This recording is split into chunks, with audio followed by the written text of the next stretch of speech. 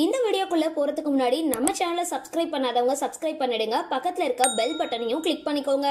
வாங்க வீடியோக்குள்ள போகலாம். எதிர்நீச்சல்ல நடிக்கிற விஜய் பார்வதி பத்தி தற்பொழுது புது தகவல் ஒண்ணு வெளியாகி இருக்கு. பிரபல டிவியில இயக்குனர் திருசெல்வம் இயக்கத்துல வெளியான எதிர்நீச்சல் சீரியல் பெரிய அளவுல வரவேற்பை பெற்றிருக்கு. அந்த சீரியலோட முடிவுக்கு அப்புறம் அதை தொடர்ந்து 2வது சீசன் ஒளிபரப்பாகி தற்பொழுது மக்கள் மத்தியில ஒரு நல்ல வரவேற்பை பெற்றுட்டு வருது.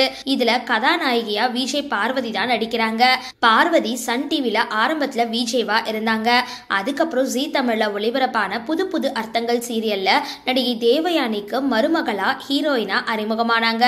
பார்வதி புது புது அர்த்தங்கள் சீரியல் மூலமா நல்ல வரவேற்பை பெற்றிருந்தாங்க. ஆனா இந்த சீரியல் முடிவடைஞ்ச அப்புறம் ஒரு சில சீரியல்கள்ல கெஸ்டா மட்டும் கலந்துகிட்டு இருந்தாங்க.